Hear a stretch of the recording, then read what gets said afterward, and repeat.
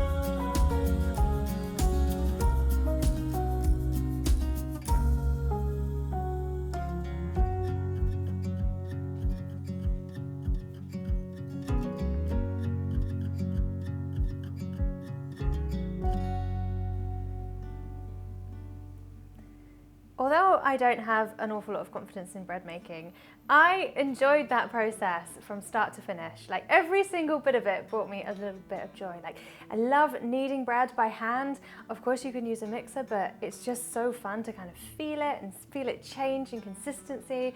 I loved watching it rise and prove. The smell is amazing right from the beginning as soon as that yeast gets activated, and the smell of them baking is just magical.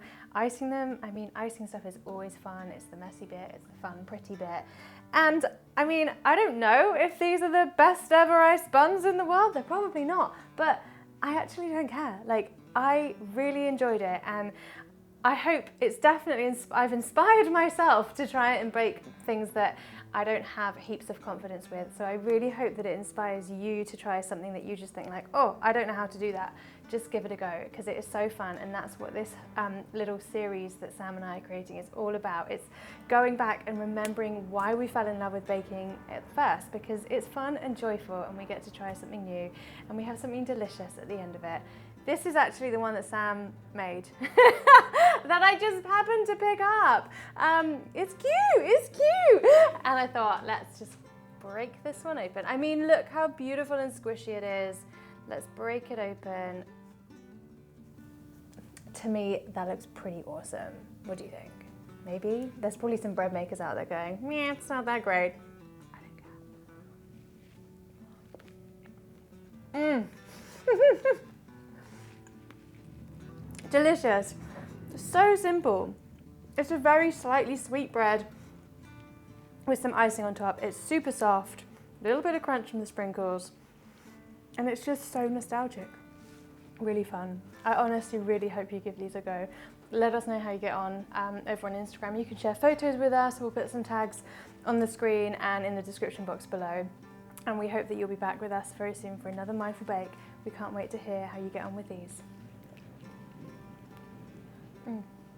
I'll save you this half.